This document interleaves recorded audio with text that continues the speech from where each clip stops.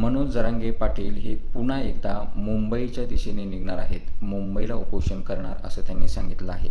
मराठा आरक्षणाच्या मुद्द्यावरून मागील अनेक दिवसापासून राज्यात अनेक आंदोलन झाली, उपोषणे झाली. मात्र प्रत्येक आंदोलन स्थगित करण्यात सरकारला यश आलं.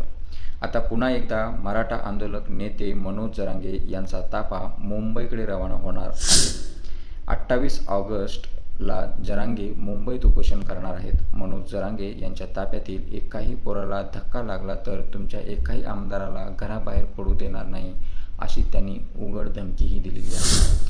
ते आंतरवली सराटीतून पत्रकाराशी संवाद साधत होते. पुढे बोलताना मनोज जरांगे म्हणाले, मी मुंबईला सोबत जाताना 2 रथ सोबत घेऊन जाणार आहे.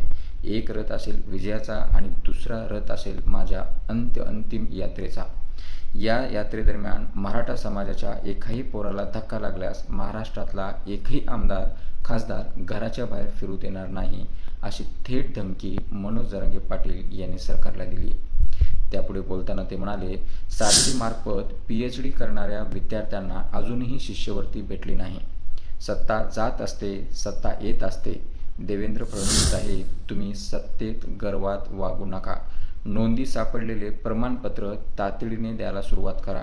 58 लाख प्रमाणपत्राच्या व्हॅलिडिटी तात्काळ देण्यात याव्यात, अशी ही मागणी मनोज जरांगे पाटील यांनी सरकारकडे केलेली आहे. आणि पुढे बोलताना ते म्हणतात की आमचा हक्क आम्हाला देण्यात यावा, आमचा हक्क रोखू नका, असेही ते यावेळी म्हणाले. तुम्हाला ही सत्ता मराठ्यांनी दिली आहे. नेत्याचं ऐकून जातीवाद हा शिक्षणात आणू नका. सगळ्या सोयऱ्याची अंमलबजावणी तात्काळ करा.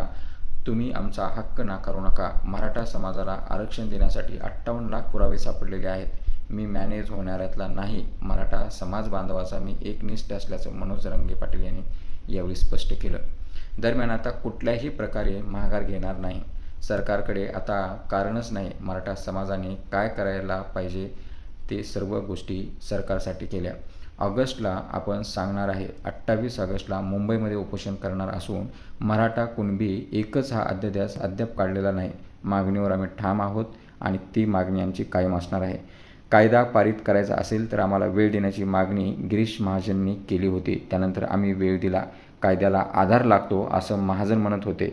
58 लाख नोंदी सापडल्या आहेत. हे पुरावे खूप झालेत आधारासाठी, असेही जरांगे पाटील यावेळी म्हणाले.